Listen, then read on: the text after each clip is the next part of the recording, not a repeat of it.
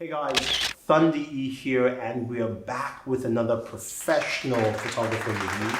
This time it's of the iPhone 11 Pro Max, and I know it's been a while because this man here has been on vacation, traveling the world, all that kind of fun stuff. How you doing, man? I'm good, and you? Yeah, good. So this is my buddy Marian. He is a professional photographer. If you're watching this for the first time, he does some really awesome shoots. You can go check out his channel, his website, and also his Instagram page to see more of his stuff. But are you excited that iPhone has expanded its camera offerings? Yes, of course, because it seems like it's about time that the iPhone also gets a few more lenses, like a telephoto or like a wide-angle lens. So I was really excited to try it out, and because I'm an iPhone user myself, and he's still on the 7, I think. The 7, yes. Yeah. So I always compared like all the phones that we have tested to whatever I have in my own pocket, and finally it seems like iPhone's catching up on the optical side of things. Okay, cool. So as usual, Marian will be giving you his thoughts on the iPhone 11 Pro Max camera. None of the thoughts are my own because I am not a professional. He is. So without wasting any more time, let's jump in. All right. All right, here we go. I found this little orange car and wanted to take 3 photos, one with each lens to get a comparison in sharpness and in detail. The regular lens, which is basically an equivalent of 26 millimeters, that is the lens that has the biggest sensor, and it is quite obviously also the sharpest lens, the lens that has the most detail. And I compared this to the lens that's called a telelens, which is technically not the right description because the telelens should be starting maybe around 70 millimeters equivalent. This one here is a 52 millimeter, which is typically considered a normal lens. And then we've got the super wide angle, which is actually insanely wide angle. I've been actually blown away. You can get really crazily distorted perspectives with this one. And it's super, super fun to play with this one. But well, looking at details, the most challenging area is, of course, the corner of the image. So let's look at this. The standard lens does a really good job at this. The tele normal lens, whatever, it does a very good job as well. I think both of them are really doing a good job here. The super wide angle has a lot of fall off of sharpness to the sides, but that was expected with a wide angle lens that does not have a focus. So this one here, it has an f-stop 2.4 and it just relies on covering the whole spectrum of focus with the f-stop rather than with moving elements and optical elements. So looking at details, I really like what I'm seeing here on the regular lens. I am not going to complain about this one. It is a little bit sharpened. That is not unexpected. Unfortunately, it's a JPEG only. You're not able to get RAW files out of the iPhone. There is no Pro mode, which is a little bit a bummer. It would have been a game changer for Apple to do so. Comparing this to the longer lens, the leaves look a little digital. I'm not sure how much digital enhancement is in here inside this JPEG, but it does not look too bad. I'm not thrown off by any of these files actually. So we go over to a more challenging lighting situation, which is a backlit situation. And in my experience, Apple and iPhones have always been doing a great job at giving you good backlit environments. It's like you keep a little bit of detail in the shadows, and it is most of the times a very appealing environment to take photos in with an iPhone because it handles it pretty well. So I can now go ahead in this program in Capture One and push the shadows, for example, in all of these shots to see what the detail really looks like when you're zooming in. So I'm going to paste this on here and maybe actually raise the exposure a little bit just to see what we really get in the shadows. Let's see. So, and I'm zooming in into the super wide angle. You see there's a lot of grain. Good thing here is that this grain does not yet look like JPEG compression. If you had a RAW file, this would be looking much nicer actually. Same here on the regular lens. You get a lot of noise basically, but it could be worse. So I'd say for a JPEG file, this is actually pretty acceptable. And well, obviously the same thing for the longest lens. Unfortunately, no RAW files. They would have done a much better job in this environment. So we're looking now at a portrait mode shot, which is, I took this photo in a very challenging environment because there are a lot of moving elements, like the water spraying. When you import these photos with image capture, that's the program that you have to use to get the photos off your phone if you want to avoid using just a synchronization with the photo app or through iTunes, which is a little more painful. You get those images, you get two files basically. You get the one shot in the portrait mode, which is automatically taken with the longest lens, and you have no digital enhancement in the background. And you get another shot that has the digital enhancement built in, which is in this case the aperture mode. And I think the aperture that has been selected for the shot was 4.5. So inside the phone, we can show you this. I can change the f-stop and I can make the background more and less blurry. A few of you who know this channel, they know that this is not my favorite mode, and as of right now, I've only been really happy with one phone's portrait mode. That was the Google Pixel, the latest one, I think. Once again, zooming in into the details here, I don't really enjoy how the corners, the edges of her go into the background, as well as the hair. As I said, it's a challenging environment because there's a lot of moving elements like the water splash. To me, this looks very digital, especially on a big screen like this one. A few random elements that should be out of focus by now are still in focus, even though they're visibly behind her. So to me, this doesn't look really natural, but you know what? I'm really searching for it. I think you can achieve cool photos where you isolate your subjects from the background. You get a good, a nicer feeling shot than if you were just taking a regular photograph. All right, now we're looking at the night mode shots, and this is the standard lens. When you take photos at night time, the iPhone, it automatically suggests to do a night shot, which is a little icon that appears on the top left side of the screen. Whenever this icon appears, you can click it, and you can actually tell the phone if you'd like to do a longer or a shorter version of the nighttime exposure. These are great. This actually is not a too challenging environment for a nighttime shot because there are a lot of lights in there. I think it's really getting interesting when there's no more light at all. That's when the night mode really starts shining. Okay, but looking at these two, this is the longest lens. This is the standard lens. The standard lens has the best details, and I don't want to go ahead and complain here too much because I'm quite impressed of what this phone does when you're taking a photograph out of your hand at night.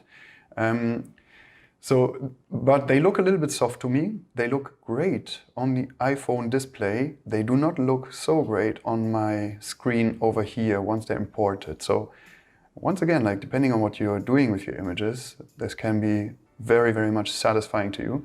A little thing that you should know is that the super wide angle lens does not allow you nighttime shots. So this is what you get when you take, in the very same environment, you take a night shot with the wide angle lens, and I'm going to push the exposure a little bit. You really get an understanding of that. Yeah, well, for some reason, Apple did not allow us to use night shot mode on the wide angle lens. I hope it's maybe just a software thing, and maybe they're going to implement it in a software update, hopefully. As of right now, it does look pretty bad on the super wide angle lens, so you have to stick to the regular and the longest lens.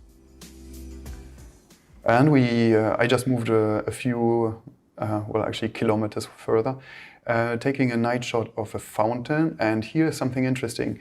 So most of the phones use the night shot by overlapping many single photographs. And I think Apple does the same thing.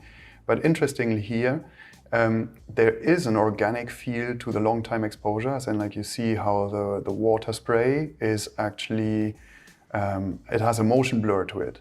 So I chose, on this photograph, I chose the longest exposure time that I was allowed to choose, which was inside the phone. It was telling me 3 seconds, but the actual exposure, at least here in the program, it says it's only 1/4 of a second. But I don't believe that. Actually, this seems to be, well, it's probably an overlay of several images, but this is at least a 1/2 second or so. And the amazing thing is that this has been shot out of my hand. You know, I think people are going to forget very quickly how complicated it was just a few years back to take photographs at night. You basically have to run around with a tripod. And this is pretty amazing, especially comparing this to like phones that are just 2 years old. There has been a lot of progress, digital progress, in this special field of nighttime photography. Okay, I wanted to show you something that is the comparison between the iPhone 11 to the iPhone 7 at night. This here is a shot taken with the iPhone 11, and this here is a shot taken with the iPhone 7. The iPhone 7 shot, I already put a little curve on this one to brighten it up because it was even darker in original. You can see, especially in the very dark areas of this photograph, how much more detail you get out of the iPhone 11. So that's for like, let's say 3 years or so, the 3.5 years that are lying between those two phones. That is an insane improvement. You get all these details here that are completely gone in the iPhone 7, those little lines, you get them in the night shot of the iPhone 11. That is quite fantastic. I'm really happy with this. It looks to my eyes here on the screen, it looks really, really digital. That's just a side effect of the night mode for me personally. But it looks pretty awesome, and on the iPhone's screen it looks even better. And I want to show you these 3 frames because I do really enjoy shooting super wide angle. This one here in particular I want to show you because in this location, in this house, it was very, very difficult to get a cool environmental shot of the house.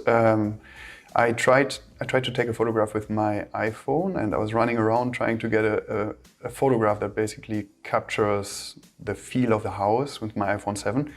Pretty much impossible because it is a narrow space. So with this iPhone 11 super wide angle, you really get a feel for the place, for the space. Also, you get a good feel for, once again in this file, now I'm being unfair, but you get a lot of blur towards the edges as well as you get a little bit round corners. I mean, obviously this is a 13mm equivalent. This is super, super wide angle. It would be unfair to just complain, but well, the corners are getting soft, that's for sure. Nonetheless, I couldn't have taken this photograph on a regular iPhone. Or just an iPhone that's like a year older than this, so I love it. Also in this one here, you get an idea of how distorted things are really getting. Like I'm so close to Sophie here in this photograph. She's getting those big shoes. You know, it's like it's really fun how much distortion you can get if you want that. I wanted to show you this one here, which is a panoramic shot on the super wide lens. And you see on the one side, you see my feet. On the other side, you see my helmet because I was bicycle riding. And it's really cool that the iPhone allows you to take panoramic photographs on each lens as well as vertical and horizontal. This is really easy handling panoramic modes, really enjoyable. It's not perfect. I mean, you see there are like some edges that are a little bit, let's call them happy, I don't know. But this was a very dark environment, so it was also pretty challenging digitally. And of course, as usual, I went into the ocean with this phone and I took some photographs kite surfing of my friend Przemek in this case. Once again, super wide angle lens is awesome for action shots. Like, it's kind of making everything looking very explosive. Maybe you see how all the clouds seem to be aiming into the center of the image. It's just because of this super wide angle feel of the lens. All the little water spray that's flying around me, it's really giving it a dramatic feel. I love it. The autofocus on the longest lens is also quite good, so no problems. Actually, at the time when I was taking the photographs, I didn't know how to shoot bursts. You have to basically drag the shutter to the left side, then you start shooting bursts. I want to show you one thing, so it's a complaint actually. Well, as I said, if you're shooting with this phone to keep the images on phones and look at them on smartphones, it's fantastic. It's really fun. It's looking great. I want to show you this one here in particular though. So this is the longest lens, which everybody is calling a telelens, in comparison to actually a point and shoot telelens shot. So this here is actually a 200mm on a point and shoot. I'm not going to say the name right now because that would be unfair. Anyways, look at details. You get really sharp spray and glass and lines of the kite, hands, details in the hair. Compare that to the iPhone shot with the longest lens, where actually the water spray is looking like very compressed already. The clouds look so digital. It's really unfortunate. That might be a smart HDR thing. So when I was standing there in the water, I did not go into the preferences and switch the smart HDR off to get a real comparison shot here. But it looks very digital. Everything looks very sharpened. So you can't really replace glass basically with digital enhancement, but the phones are getting there. They're getting smarter, and I basically wish that I had so much artificial intelligence in my professional cameras like the smartphones have these days. So you've heard Marian's thoughts on the iPhone 11 Pro Max, but there's some things that he likes, some things he doesn't like. Where does this put you with the new iPhone 11 Pro Max? So first things first, I really enjoyed taking photos with it. It's natural for me because I'm an iPhone user in the first place.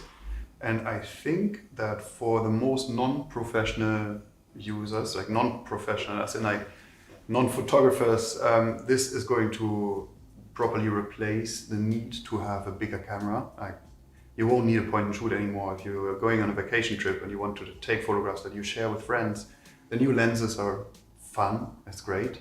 You can zoom in, you can zoom out, you can get lots of different perspectives. Also, I think that the editing tool inside the phone are really, really nice. It's really fun to edit. Like, you get a nice haptic feedback whenever you're changing something. So there's actually a quite intuitive feel to it. Once you're getting used to it, of course. The crop tool, I have to complain about the crop tool. It's really, really painful for me. Once you're ending up in a weird format, it's difficult to get out of it. So Apple has to ameliorate this. A little thing about filming is that you can't change lenses whilst you're filming, which is unfortunate. Like, it would be lovely to being able to like start a little film with a regular lens, then switch to super wide angle, switch to the longest lens. But unfortunately, iPhone or Apple only allows you to do digital zoom and not optical lens switches. It would be nice if they were allowing you to do that at one point. But it's waterproof, it's sandproof. I mean, I was a little bit mean by taking a point and shoot photograph and comparing it to this one, but I wanted to make a point as well. You know, if your ambition is to look at those photographs also on computer screens as well as maybe printing them, then I highly recommend having a real camera. On the other hand, I'm standing in the water, getting water spray on me with my point and shoot. I'm really concerned to destroy that thing. With the iPhone, it doesn't matter. You know, you can drop it underwater. You do whatever you want. You throw it into the sand, and it's definitely going to survive that. So. He's only saying that because last year we had one phone that died on us. Died on us about 2 or 3 times in water. Yeah, I won't mention names yet. So. Yeah. So I love it. It's a great tool. It's fun. Okay. What else can I say? Just one more question before we wrap up. Yeah. I know we haven't done a lot of phones in the second half of the year, but where do you place this camera compared to, say, like the P30, which we saw earlier, and say even, you know, the phones we looked at last year? Yeah. Do you think this is a huge improvement for Apple, or do you think that they're the same level of the competition? So I think that Apple is catching up. For Apple, it's a huge improvement, but the other brands like Huawei and Samsung and even OnePlus, they've already been on it. They already had a few different lenses. So I think that the Huawei was, as of right now, like Apple is, I didn't do a one-on-one comparison, so I can't say which one's better or worse. Yeah. We'll do that probably, but Apple is catching up, and it's a good flagship phone to have for Apple, that's for sure. Okay. But I think Huawei has already been there like a little while ago, as well as Samsung maybe. So they're making good advertising. I think they're putting things into your head where you're thinking, wow, this is really something amazing. Well, it's already been around. Yeah, true. Anyway, guys, thank you very much. I want to thank Marian again, as always, for spending the time to make this video for you guys. If there's anything you want to see and any other devices, we will be doing one on the Huawei Mate 30 Pro. And also the Pixel 4, when that comes out. Remember, he said he loved the portrait mode on the Pixel devices. So we'll see. And maybe we even do a best stuff at the end of the year. So Stay tuned. Don't forget to like and share. Definitely check out Marian's Instagram page and also his website. I'll have the links for you guys down below. Thank you very much, and always enjoy your entertainment. Bye bye.